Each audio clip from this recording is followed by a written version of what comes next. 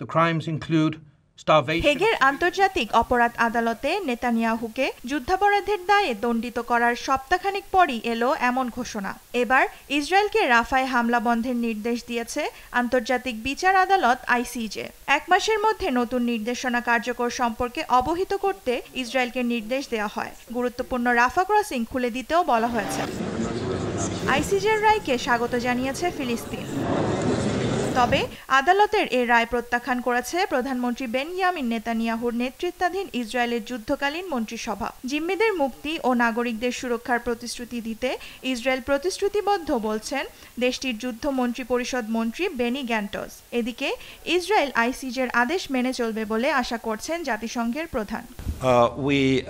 জাতিসংঘ চায় গাজা ইসরায়েলি সামরিক পদক্ষেপের অবসান, একটি মানবিক যুদ্ধবিরতি দেখতে চাই। অবশ্য বিশ্লেষকদের সংখ্যা ইসরায়েল কারোই ধার ধারে না। তবে তারা বলছেন পরপর জাতিসংঘের 2টি আদালতের রায় ইসরায়েলের বিপক্ষে চলে যাওয়ায় তেল আবিব ও নেতানিয়াহুর বিরুদ্ধে বিচার কাজে ভবিষ্যতে এক ধাপ এগিয়ে গেল ফিলিস্তিন।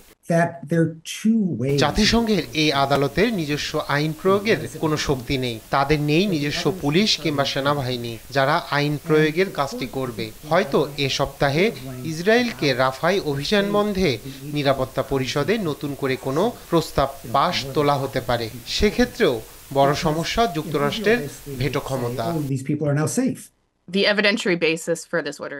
সপ্তাহের শুরুতে নেতানিয়াহুকে যুদ্ধাপরাধের দায়ে অভিযুক্ত করে হেগের অপরাধ আদালত। এখন সে যদি বিচারিক আদালতের রায়কে পাত্তা না দেন, সেক্ষেত্রে আন্তর্জাতিক অপরাধ আদালতে নেতানিয়াহুর বিরুদ্ধে প্রি ট্রায়াল চেম্বার হওয়ার সম্ভাবনা অনেক বেশি এবং সত্যি বলতে এটি চূড়ান্ত বিচারে তার বিরুদ্ধে প্রমাণ হবে।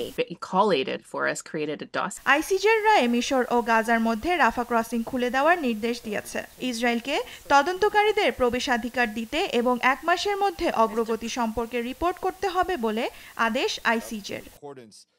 দেওয়ান মুবাশশিরা হোসেন, নিউজ ডেস্ক, দেশ টিভি।